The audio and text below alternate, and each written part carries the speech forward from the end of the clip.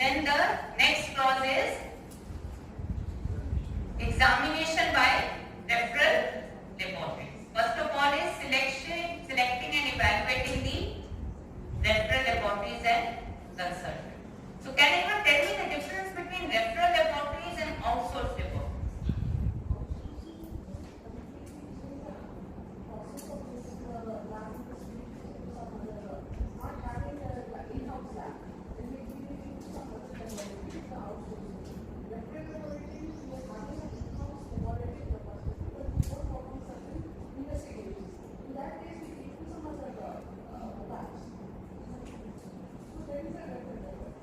Okay.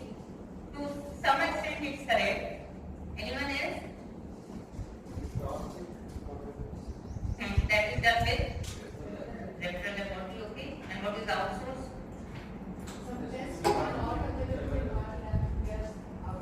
Yes. See, this is correct.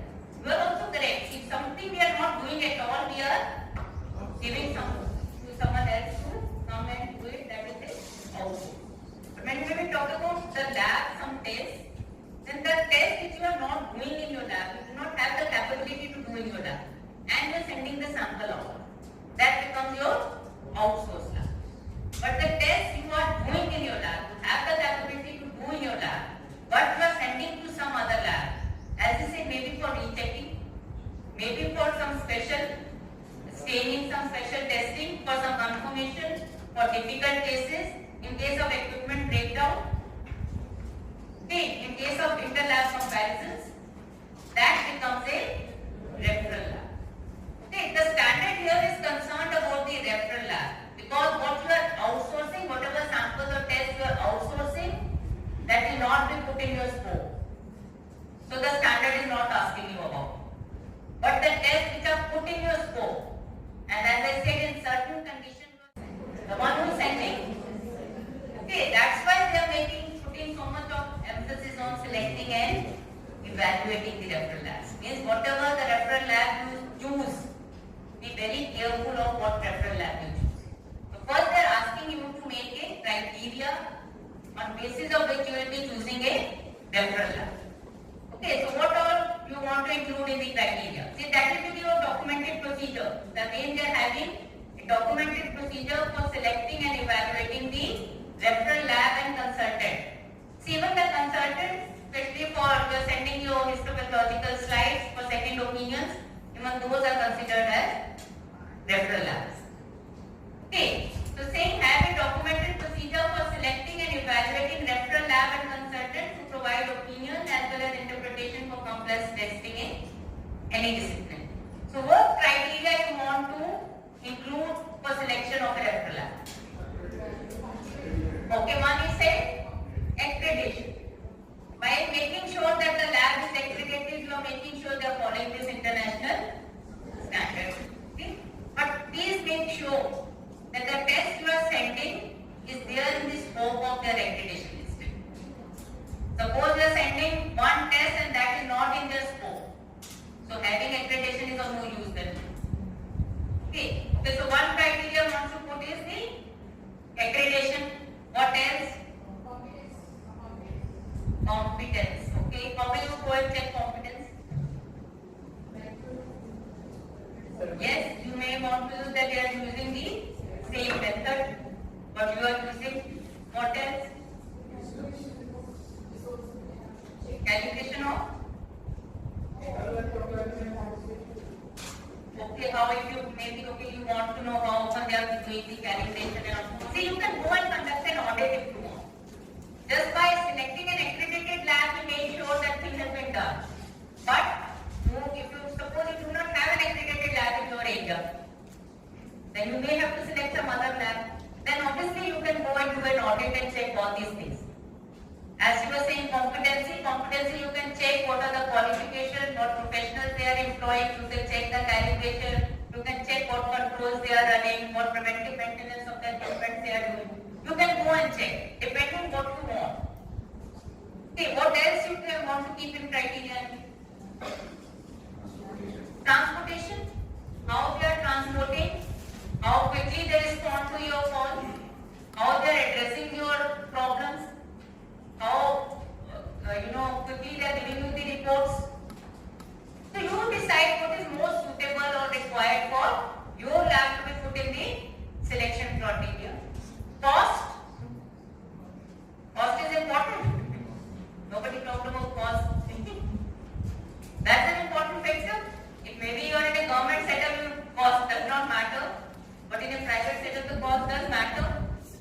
much they are charging for doing their test. Okay, so you make a criteria based on which you will be selecting 2 to 3 referral labs.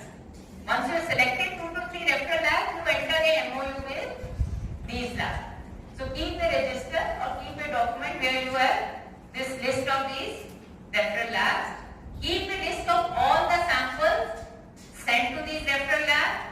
Keep a record of all the reports you get from these referral labs. And another important thing is you have to periodically evaluate these referral labs. It's not once you have selected it, your job is finished. So again, evaluations you can do based on what criteria you had made.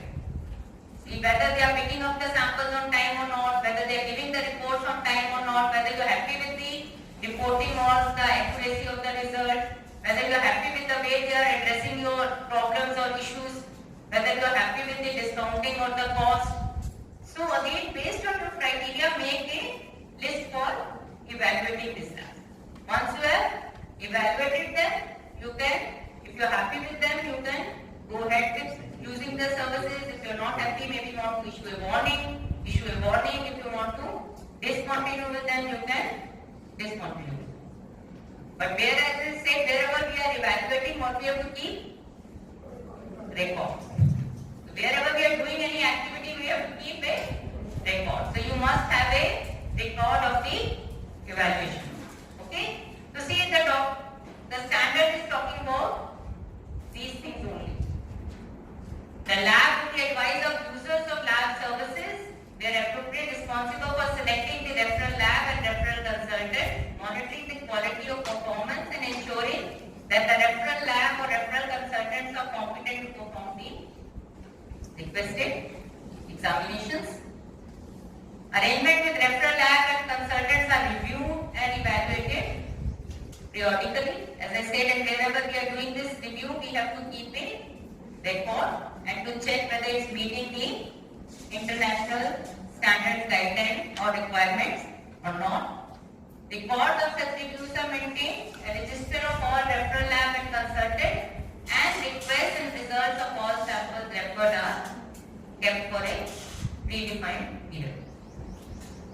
Okay, this is clear. So selection and evaluation of the referral lab. And the second part is, how do we give this report we get from the referral lab?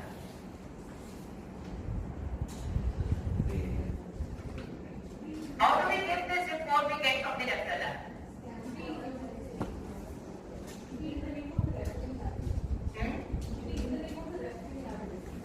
It will be in the name of the referring lab.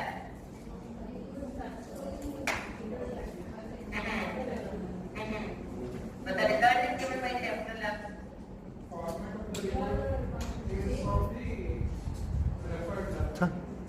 नहीं बोला ठंडा हो ठंडा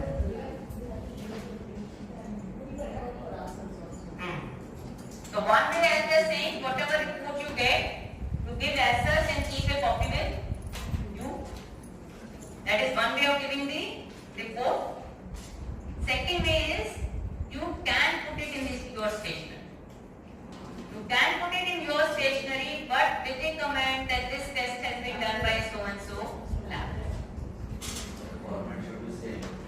Yes, you have to make sure you are reproducing the report as such given by the referral lab without changing anything. It should be printed or copied as given by the referral lab into your stationery. So giving it on your stationery with a reference that this result has been given by so and so lab. You are allowed to add your comments also. Suppose this happens in histopathology especially. Maybe you got one opinion by one lab and your opinion is different.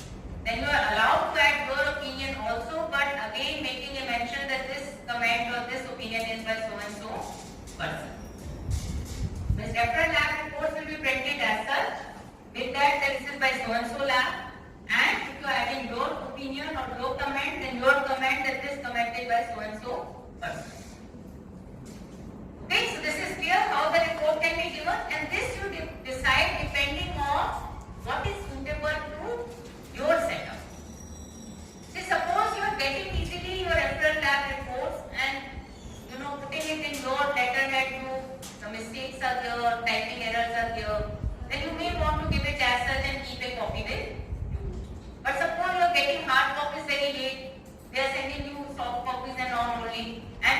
put it in your stationery, then you can do that also. But making sure it's put as such, without any transcription or other errors. Okay, so you decide what is best for your users or your patients, and you can give accordingly. Okay? So that's what they say. Unless otherwise, as I told you, very very important, who is responsible is the referring lab. If we are the referral lab, we are giving soft copy to the customer, should we give it in PDF form only or? See, it depends. As I said, the owners they are putting on the referring lab. So even if you are not given in PDF form and they have changed, so it's their mistake, their responsibility. Okay, if somebody has made a changes, because they are supposed to reproduce as such. So that's why usually they ask if PDF files, so even PDF files can be changed.